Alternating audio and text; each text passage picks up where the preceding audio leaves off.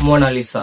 இந்த பேர நம்ம கேள்விப்பட்டிருக்கோமோ இல்லையோ, ஆனா இந்த பெயிண்டிங்க நம்ம கண்டிப்பா பார்த்திருப்போம். ஏன்னா, இந்த பெயிண்டிங் தான் இப்போ உலகத்திலே ரொம்ப பிரபலமான பெயிண்டிங் எதுன்னு கேட்டா, Googleல இப்ப நம்ம டைப் பண்ணோம்னு சொன்னா, அதுல முதல்ல வரது இந்த பெயிண்டிங்கா தான் இருக்கும். இந்த பெயிண்டிங்கள பத்தி இந்த பிரபலமாகறதுக்கு முக்கியமான காரணமே இதோட மர்மங்கள் தான். அந்த பெயிண்டிங்க பார்த்தா, ஒண்ணு இது வந்து லிசா அப்படிங்கிற ஒரு பெண்ணோட ஓவியம் அப்படின்னு சொல்லுவாங்க. இன்னொரு பக்கம் அது வந்து அத வரைஞ்ச லியோனோ டார்வின்சி அவரோட தான் அது வந்து பெயிண்டிங் அப்படின்னு சொல்லுவாங்க.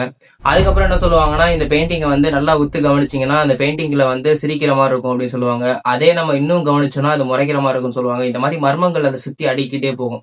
அத பத்தியான ஒரு கதை என்னன்னா, அந்த பெயிண்டிங் வந்து ஒரு தடவ திருடு போகுது. எப்பன்னா, 1911ல அந்த பெயிண்டிங் வந்து திருடு போகுது. அதுக்கப்புறம் திருடு போனோனே என்ன ஆகுதுன்னா, அது வந்து யார் திருடுனாங்கன்னே தெரியாம அந்த சிச்சுவேஷன் இருக்கு. அப்போதைக்கு 1 வாரம் என்ன பண்றாங்கன்னா, அத விசாரிக்கிற மூலியமா என்ன பண்றாங்கன்னா, அந்த இடத்த வந்து பூட்டி வச்சுடுறாங்க.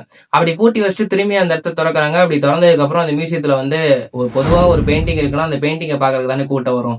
ஆனா இந்த பெயிண்டிங்க அந்த இடத்த வந்து மாட்டி வச்சிருந்த இடத்த பார்க்கறதுக்காகவே அவ்வளவு கூட்டம் வந்திருக்கு. அதுக்கப்புறம் இன்னும் அவங்க விசாரணை வந்து தேடுறாங்க, தேடிக்கிட்டே இருக்காங்க. கிட்டத்தட்ட 2 வருஷமா தேடிட்டு அதுக்கப்புறம் இந்த பெயிண்டிங்கே நமக்கு கிடைக்காது அப்படின்னு சொல்லி முடிவு பண்றாங்க. ஆனா அந்த பெயிண்டிங் வந்து ஒரு நாள் வந்து கிடைச்சிருது. எப்படின்னா, அந்த பெயிண்டிங்க வந்து அங்க வேலை பார்த்த ஒரு ஆள் வந்து என்ன பண்ணுவாங்கன்னா, அங்க இருந்து வந்து யாருக்கும் தெரியாம அந்த இடத்துல திருடிட்டு போயிருவாங்க. அப்படி திருடிட்டு போயிருந்தாலும் அவங்க என்ன பண்ணுவாங்கன்னா, திரும்பி ஒரு ஏலத்துல வந்து விக்கும்போது அந்த இடத்துல வந்து அவங்க வந்து திரும்ப வந்து மாட்டிக்குவாங்க. இவ்வளவு பிரபலமான பெயிண்டிங் வந்து எப்படி வரையப்பட்டுச்சு தெரியுமா? லியோனோ டார்வின்சிங்கிறவர் என்ன பண்ணுவாருன்னா, இன்னொருத்தவங்க இருப்பாங்க. பிரான்சிஸ்கோ டெல் ஜியகோண்டா அப்படிங்கிறவங்களோட மனைவியோட புகைப்படத்த வந்து அதாவது அவங்களோட டிராயிங்க வந்து வரையணும்னு சொல்லிட்டு லியோனோ டார்வின்சி கிட்ட வந்து சொல்லுவாங்க. எதுக்காகன்னா, ஒரு புதுமனை புகுவிழாக்கு வந்து போணும். அந்த இடத்துல வந்து அவங்களோட குழந்தைங்களுக்கு வந்து சர்ப்ரைஸ் குடுக்கணும் அப்படின்னு சொல்லி வரைய சொல்லுவாங்க. ஆனா இந்த லியோனோ டார்வின்சி என்ன பண்ணுவாருன்னா, அத வரைவாரு, வரைஞ்சுக்கிட்டே இருப்பாரு. கிட்டத்தட்ட எத்தன வருஷம் வரைவாருன்னா, 16 வருஷம் அவர் வந்து வரைவாரு.